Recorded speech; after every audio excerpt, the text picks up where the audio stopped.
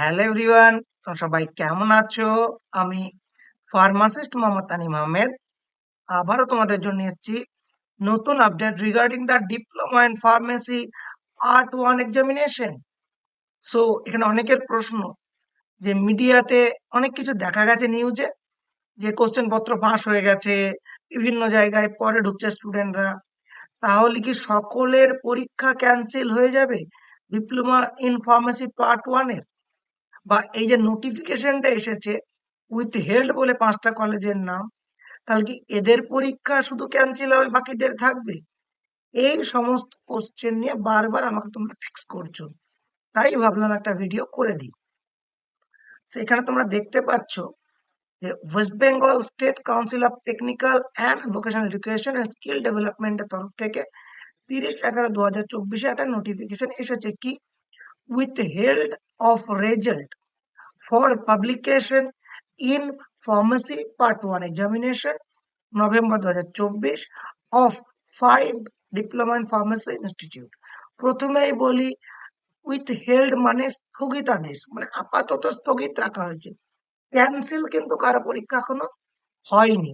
5খানা কলেজের এখানে নাম দেওয়া আছে, এই 5খানা কলেজের রেজাল্ট আপাতত উইথ হেল্ড স্থগিত রাখা হয়েছে, ক্যান্সেল কিন্তু হয়নি। কেন কি বিস্তারিত পরে আসছি। তাহলে বাকি কলেজগুলো প্রায় 190 প্লাস প্রাইভেট কলেজ এখন ওয়েস্ট বেঙ্গলে, তাহলে 5খানা বাদ দিলে 185 প্লাস। বাকি কলেজে কি পরীক্ষা ক্যান্সেল হয়ে যাবে বা সম্ভাবনা আছে? যেহেতু নোটিফিকেশনে শুধুমাত্র 5খানা কলেজের নাম আছে, তাহলে বাকি কলেজের কোনো ধরনের কোনো প্রবলেম হওয়ার কথা না। কারণ এখানে দেখি আমরা in terms of this council notification under memo number বলে একটা মেমো নাম্বার দেওয়া আছে 2528। আমরা যদি দেখি 2528, এটা কি এই যে তোমাদের এক্সাম হবে, থিওরি এক্সাম 25 থেকে 30 তারিখ, প্র্যাকটিক্যাল এক্সাম 2 তারিখ থেকে, এই নোটিফিকেশনটা দিয়েছিল ডাব্লিউবিএসসিটি কাউন্সিল 6/11/24-এ।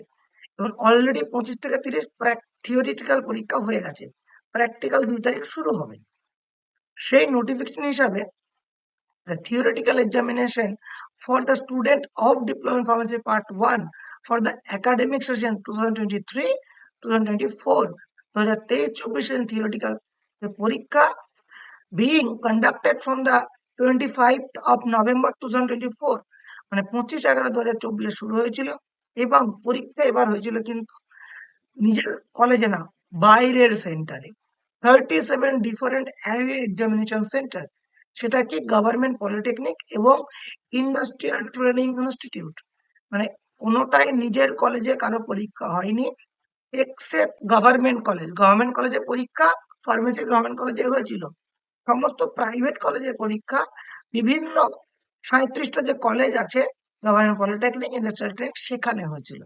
এবং সেখানে যেটা দেখা গেছে, some media reporting has come to the notice of the council regarding the adoption of unfair means and malpractice by the student some diploma pharmacy institute whose examination center was allotted at Arambagh Government Polytechnic। এবং যে নিউজটা এসেছে সেটা মূলত Arambagh government পলিটেকনিকের মানে malpractice হচ্ছে বলেই এসেছে, এবং এসেছে বলে তার এগেনস্টে কাউন্সিল অ্যাকশন নিচ্ছে। কি অ্যাকশন নিচ্ছে?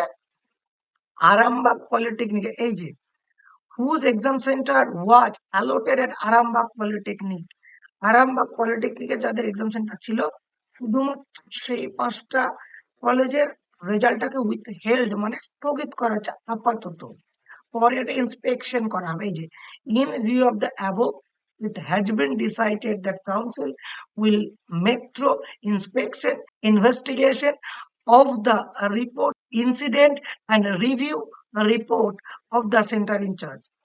এবার এখানে ওরা কাউন্সিল নিজের মতন করে ইন্সপেকশন করবে, করে দেখবে যে কি ব্যাপার, কি হয়েছিল না হয়েছিল, তারপরে ফাইনালি জানাবে যে এদের রেজাল্ট ক্যান্সেল হবে কি হবে না, কি হবে।